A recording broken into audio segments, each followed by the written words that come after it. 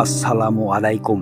একজন মা যখন ৩, ৪ কিংবা ৫টি সন্তান মানুষ করেন, তখন তিনি কতটা কষ্ট সহ্য করেন, এটা ভাষায় প্রকাশ করা কঠিন।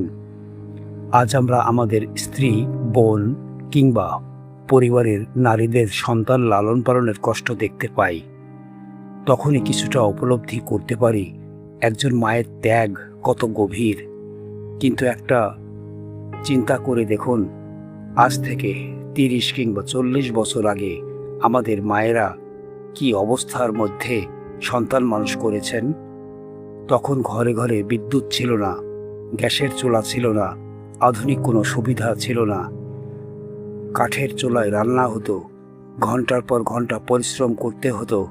আজকের মতো শিশুদের জন্য প্যাম্পার্স ছিল না, শুধু ছিল কাপড়ের কাঁথা।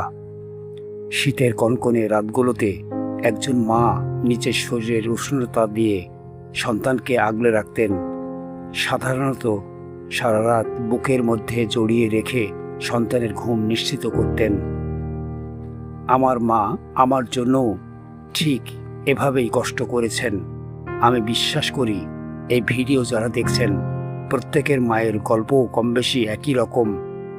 একজন মা নিজের সুখ, আরাম, ঘুম, এমনকি নিজের স্বাস্থ্যের কথাও ভুলে যান সন্তানের জন্য।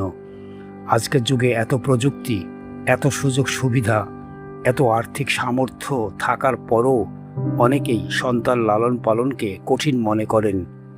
কিন্তু আমাদের মায়েরা সীমিত সামর্থ্যের মধ্যেও একের পর এক সন্তানকে মানুষ করেছেন, তাদেরকে শিক্ষিত করেছেন, প্রতিষ্ঠিত করেছেন, মানুষের মতো মানুষ বানিয়েছেন। আর সেই সন্তানরাই যখন বড় হয়ে সমাজে সম্মানিত অবস্থানে পৌঁছে যায়, তখন যদি সেই মায়ের যথাযথ যত্ন না নেয়, তাহলে এর চেয়ে বড় ব্যর্থতা আর কি হতে পারে। আমার কাছে মনে হয় এমন সন্তান পৃথিবীর সবচেয়ে দুর্ভাগা সন্তান।